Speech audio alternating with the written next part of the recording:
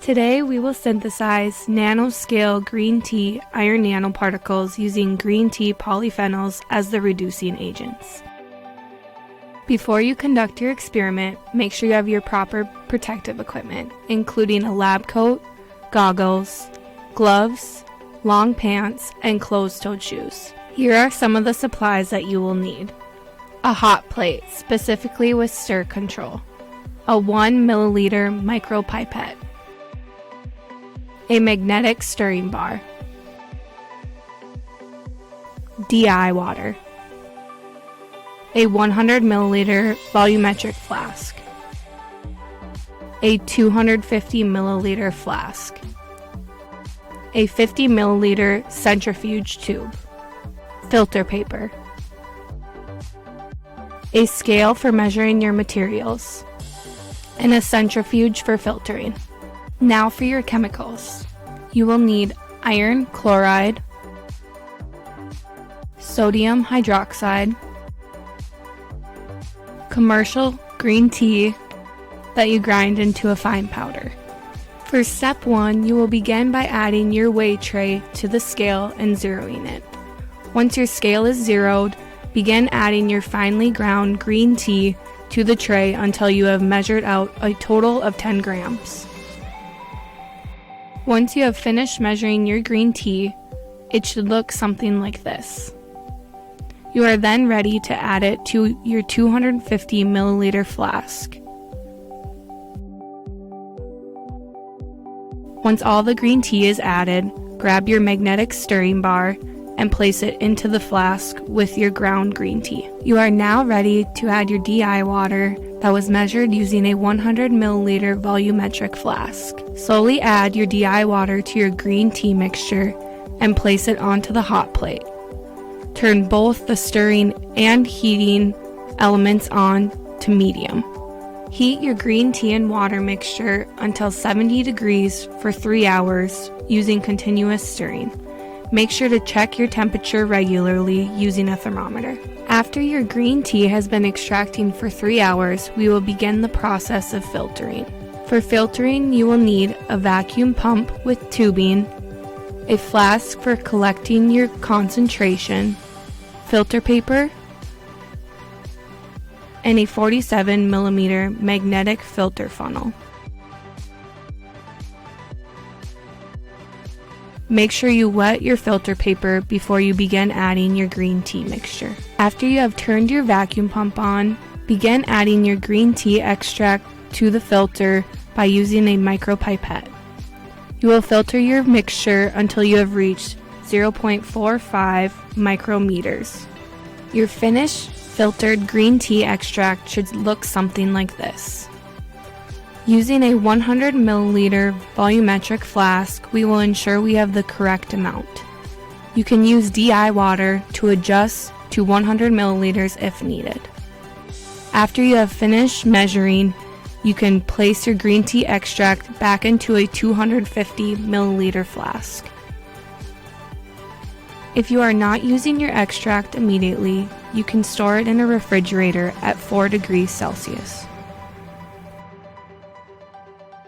For step 2, you will be measuring iron chloride. Remember to zero your scale before you begin measuring.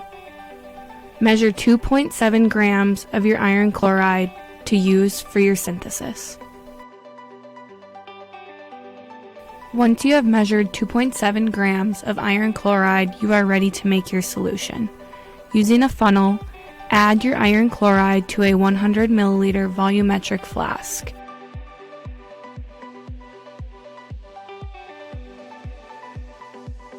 Begin adding your DI water until you have reached 100 milliliters.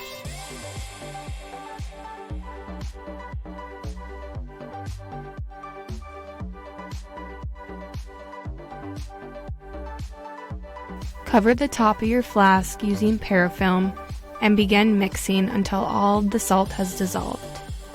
You have just prepared a 0.1 molar solution of iron chloride. You are now ready to begin your synthesis.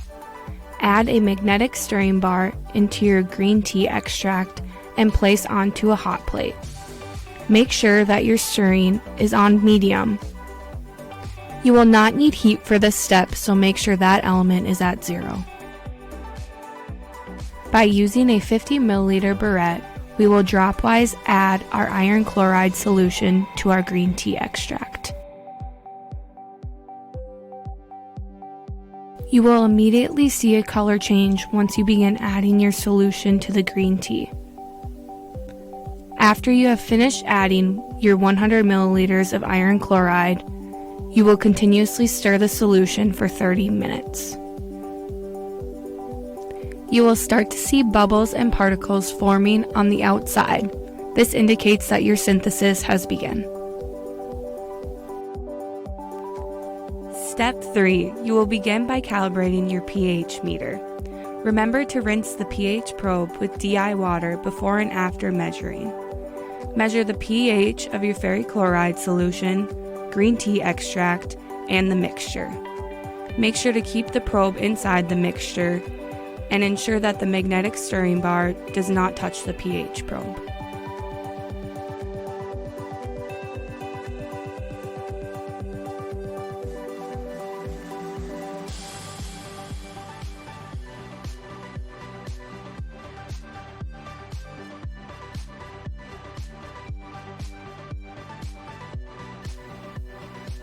Step 4. You will begin by adjusting the pH of your mixture to 7.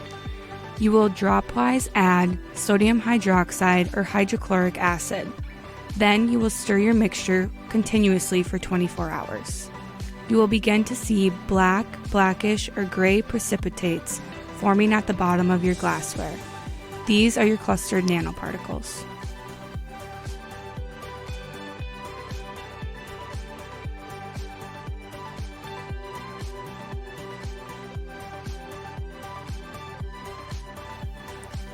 Step 5. After your mixture has been stirring for 24 hours, you can transfer your contents into multiple 50 milliliter centrifuge tubes. You will use a micropipette. Now you are ready to centrifuge. For this process, you will centrifuge on high for roughly 10 minutes.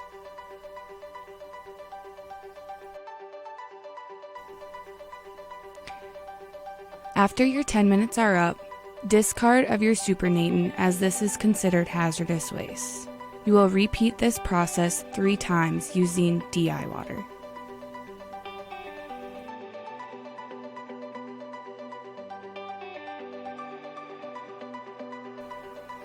For your final centrifuge process, you will wash the precipitate again, this time using 95% alcohol.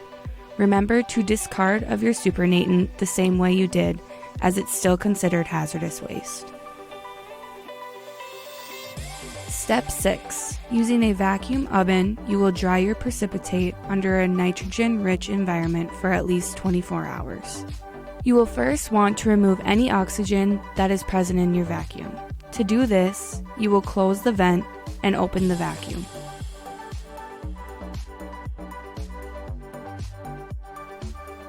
Once the oxygen is removed, you can then close the vacuum and open the vents. Slowly start adding the nitrogen to your oven and allow the nanoparticles to sit in there for 24 hours. If you are unable to dry your nanoparticles immediately, you can also store your precipitate in DI water.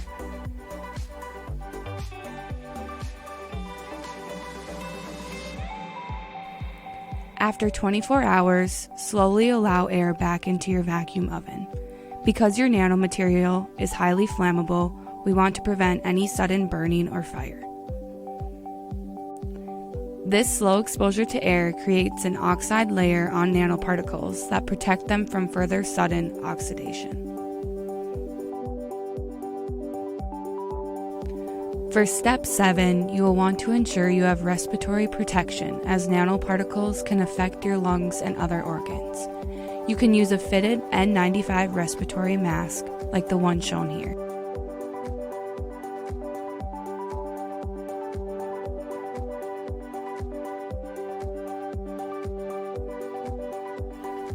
Using a mortar and pestle, Grind your precipitate for roughly 2 minutes to form nanoscale, zero-valent iron particles.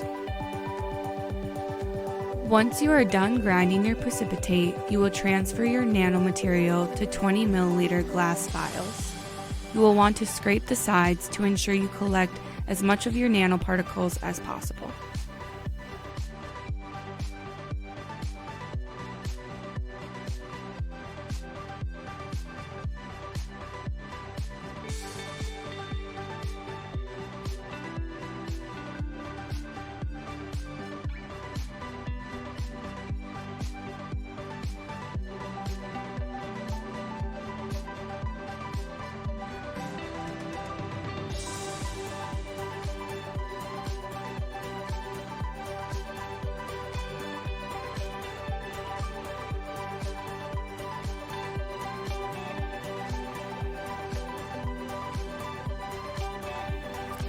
Once you have finished transferring your nanoparticles, you can now prepare them for storage. To do this, flush the head of your glass vials with nitrogen gas to prevent the particles from getting oxidized.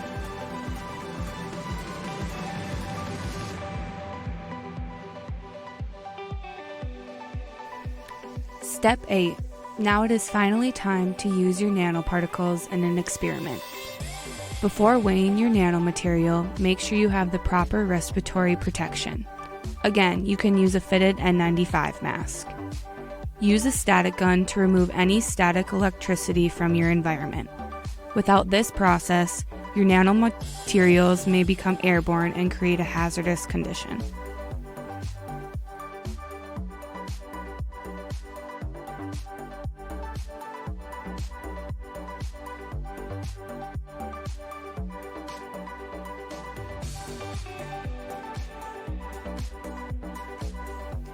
With this synthesis process, you should get approximately 1.7 grams of nanoparticles.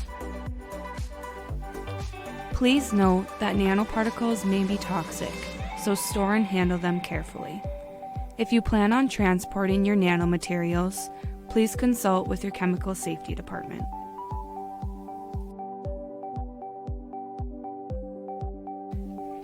Thank you for watching. We wish you the best of luck with all your experiments.